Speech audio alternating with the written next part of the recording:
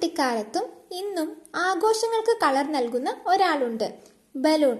ഒരു ചെറിയ റബ്ബർ സഞ്ചി, കുറച്ച് കാറ്റ്. പക്ഷേ ഇതിന് പിറകിൽ രസകരമായ ഒരു ചരിത്രമുണ്ട്. ഇന്നത്തെ വീഡിയോയിൽ ആകാശത്തേക്ക് പറന്നുയരുന്ന ഈ കളിപ്പാട്ടത്തിന്റെ കഥ നമുക്കൊന്ന് നോക്കിയാലോ? ഈ ചാനൽ നിങ്ങൾ ആദ്യമായാണ് കാണുന്നതെങ്കിൽ ചാനൽ സബ്സ്ക്രൈബ് ചെയ്യൂ. ഹൈഡ്രജൻ വാതകത്തിന്റെ മാന്ത്രികത നിങ്ങൾക്കറിയാമോ? ബലൂൺ ഉണ്ടാക്കിയത് ഒരു കുട്ടിക്കളി മാത്രമായിരുന്നില്ല, മറിച്ച് ഒരു ശാസ്ത്ര പരീക്ഷണമായിരുന്നു. വർഷം 1824, ലണ്ടനിലെ റോയൽ ഇൻസ്റ്റിറ്റ്യൂട്ട്.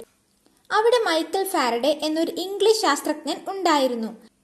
ഇദ്ദേഹം അക്കാലത്ത് ഹൈഡ്രജൻ വാതകത്തിന്റെ രഹസ്യങ്ങൾ തേടുകയായിരുന്നു. ഫാരഡെ ഹൈഡ്രജൻ നിറയ്ക്കാൻ വേണ്ടി റബ്ബർ ഷീറ്റുകൾ എടുത്ത് അരികുകൾ ചേർത്ത് ഒട്ടിച്ചു. അപ്പോൾ സംഭവിച്ചതെന്തെന്നോ, ആ റബ്ബർ സഞ്ചി വായുവിൽ ഉയർന്നു പറന്നു. അങ്ങനെ ലോകത്തിലെ ആദ്യത്തെ റബ്ബർ ബലൂൺ യാദൃച്ഛികമായി പിറന്നു. ഫാരഡെ ഇത് ശാസ്ത്രീയ ആവശ്യത്തിന് വേണ്ടി ഉണ്ടാക്കിയതാണെങ്കിലും ഇതൊരു കളിപ്പാട്ടമാക്കിയതിന് പിന്നിൽ ഒരു ബിസിനസ്സുകാരനുണ്ട്.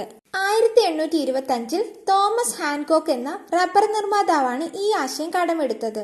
അദ്ദേഹം റബ്ബർ ഷീറ്റുകൾ ചേർത്തൊട്ടിച്ച് ആളുകൾക്ക് സ്വന്തമായി വീട്ടിൽ കൊണ്ടുപോയി ഊതി വീർപ്പിക്കാൻ കഴിയുന്ന ഒരു കിറ്റ് ഉണ്ടാക്കി. അങ്ങനെ ശാസ്ത്രലോകത്തു നിന്നും ബലൂണുകൾ കുട്ടികളുടെ കൈകളിലെത്തി.